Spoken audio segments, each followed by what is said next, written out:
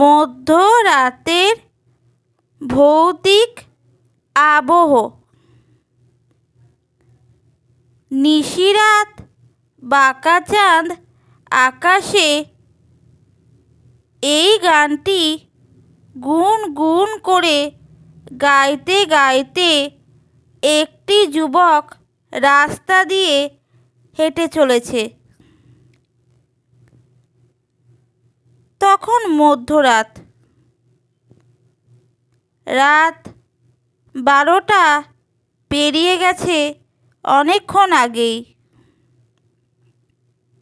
বোধ করি যুবকটি তার শ্বশুরবাড়ি থেকে ফিরছিল। তার শ্বশুরবাড়ি এই গ্রামেই বটে। সকালেই নতুন গিন্নিকে নিয়ে সে এসেছিল শ্বশুরবাড়িতে। নতুন জামাই বলে কথা, তাই শ্বশুরবাড়িতে আদর যত্ন মন্দ হয়নি।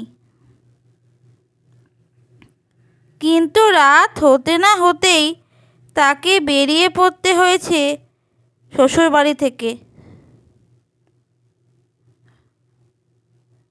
বাড়ির উদ্দেশ্যে। কারণ তার মায়ের খুব অসুখ। সে এখন হাসপাতালে, তাই তাকে বেরিয়ে পড়তে হয়েছে শ্বশুরবাড়ি থেকে।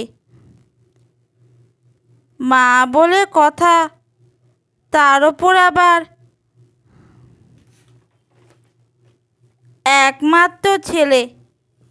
যাকগে, চারিদিকে ঝিঝি ডাকছে, শেয়ালও ডাকছে। সে খুব একটা ভূতে বিশ্বাস করে না ঠিকই, কিন্তু তবুও তার ভয় করতে লাগলো। মনে হলো গিন্নি যা বলেছিল সেটাই কি সত্যি? না, তা কি করে হয়? আরে, আমি ভয় পাচ্ছি কেন? আসুক আসুক ভূত বাবাজি, এমন একটা কুম্ফু প্যাচ মারবো না যে ভূত বাবাজি একেবারে কাত হয়ে পড়বে।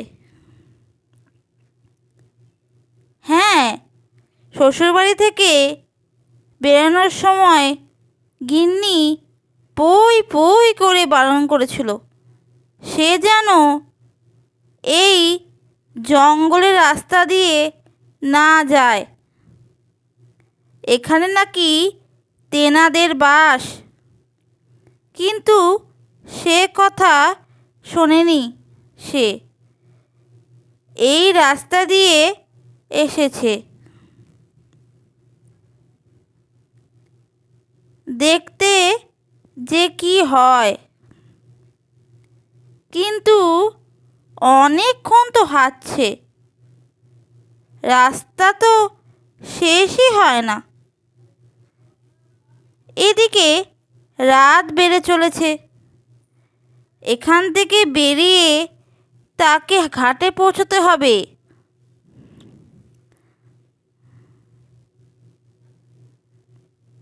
এত রাতে নৌকা পাওয়া যাবে কি না তা নিয়েও সন্দেহ আছে। নৌকা না পাওয়া গেলে খুব মুশকিলে পড়তে হবে। হঠাৎ এক চেনা গলা পাওয়া গেল। মনে হলো কেউ যেন তাকে ডাকছে। সে পিছন পিছন আসছে। সে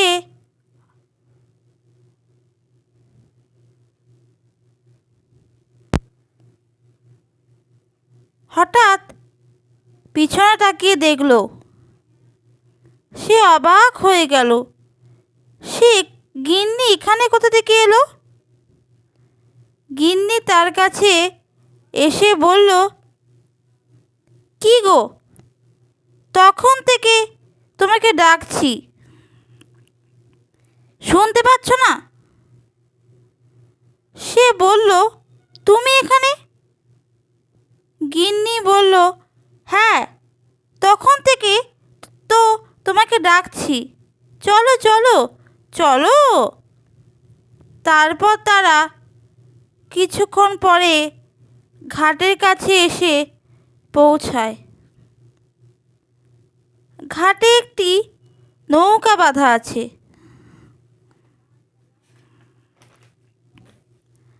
তারা নৌকায় গিয়ে ওঠে।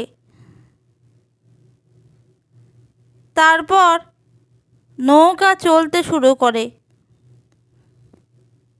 নৌকা চলতে চলতে হঠাৎ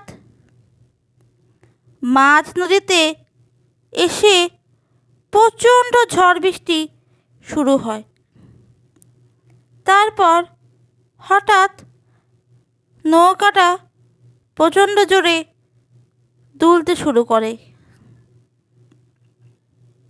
এইভাবে চলতে চলতে সে নদীর জলে পড়ে যায়।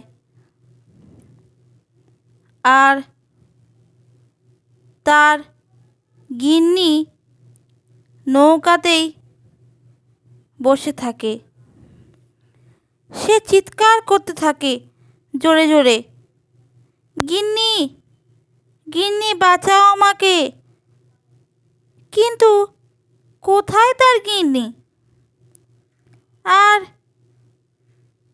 সে আরও জোরে চিৎকার করতে থাকে, বাঁচাও বাঁচাও, কিন্তু কেউ আসে না।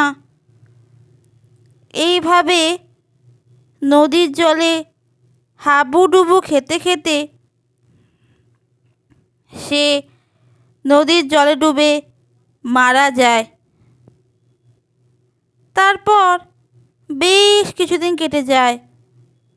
তারপর এই কাহিনীর শেষটা জানা যায়। সেদিন নাকি তার গিন্নি বাড়িতেই ছিল। তাহলে সেদিন রাতে ওই মহিলা কে ছিল? কে?